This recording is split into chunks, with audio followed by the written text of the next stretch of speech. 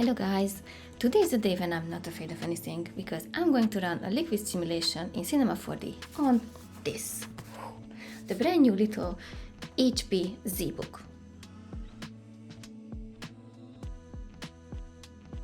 I received this laptop recently and I've been working with it for a while now, and I have to say, as a 3D designer, I'm genuinely impressed. First of all, it's small, like really compact.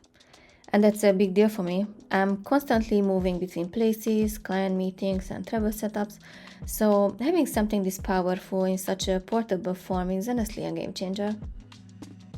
What's even better, I can pair it with my Wacom Movink tablet, and together they are still lighter than most single laptops I used to carry.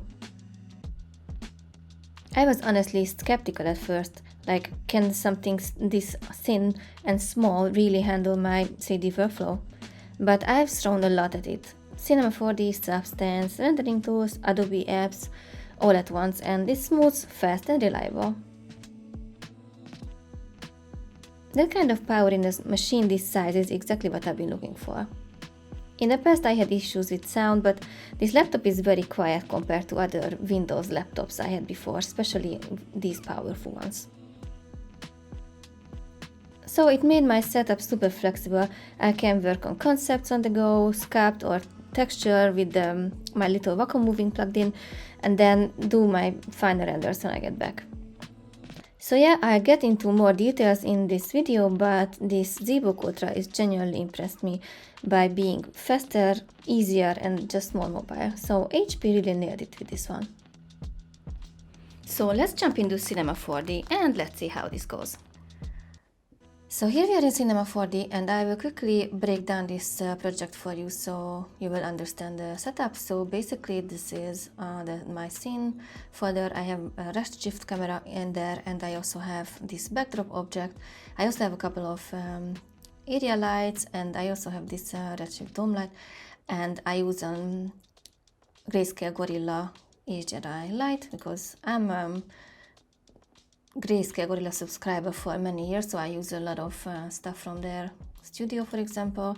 I also have some materials from there, and actually this 3D model is also from one of their these object groups, I would say, that they uploaded in their galleries. And then we have this little particle simulation that I built up, which is basically start with a basic emitter that you can find here in the emitters. You click on this basic emitter, and here you can find all the properties. So as you can see, this is a very heavy simulation because it uses 30,000 particles, which is, I think it's quite a lot. And this emitter is like a little one, so 10 centimeters times 10 centimeters. What else is here? That is yeah, I changed the speed to 28 centimeter. And then in the particle group you can also change, for example, the size of the particles in the viewport. Now you cannot see it because everything is set up, but here you can change the size of the particles, but only just for your preview. And then you get the liquify, that, for example, it's also you can also find it here in the modifiers. It's right at the bottom, liquify. As they say, this is a new modifier for this previously existing emitter. And what else I added? It's a turbulence, but it's also not so relevant for the rest.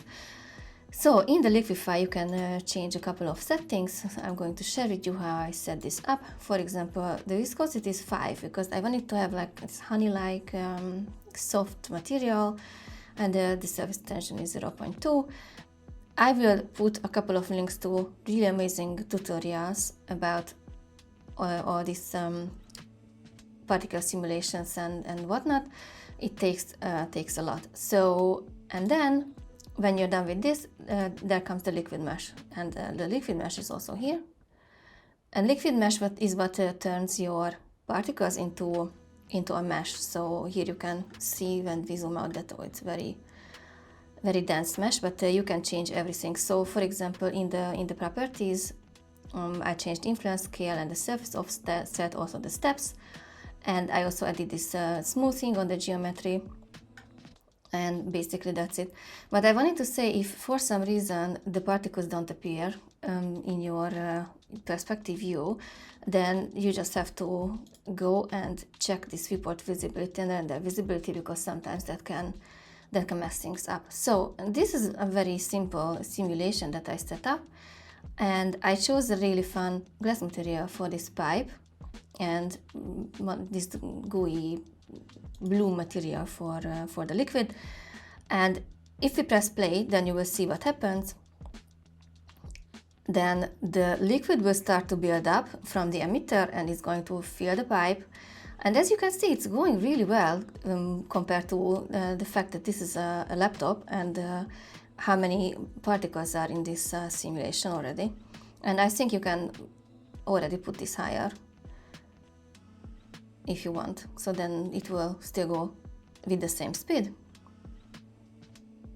And I like this movement here, for example, and I can just stop it, and basically you can change the materials if you want, or you can, you know, play around with it.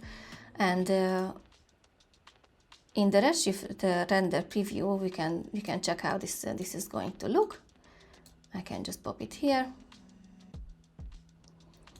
and then we press play, and we will get a little preview render. After this, I'm going to add a couple of renders, how it went, and what I could render on this laptop. I was really happy with the result.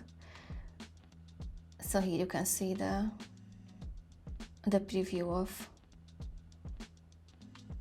this project.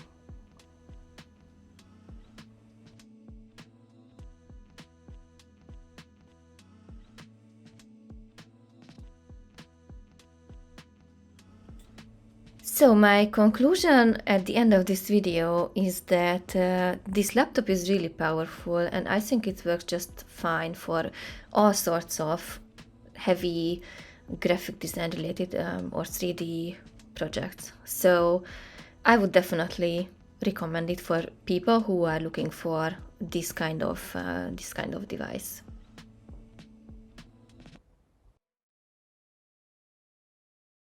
I hope you enjoyed this video about this amazing little laptop, and see you at the next one.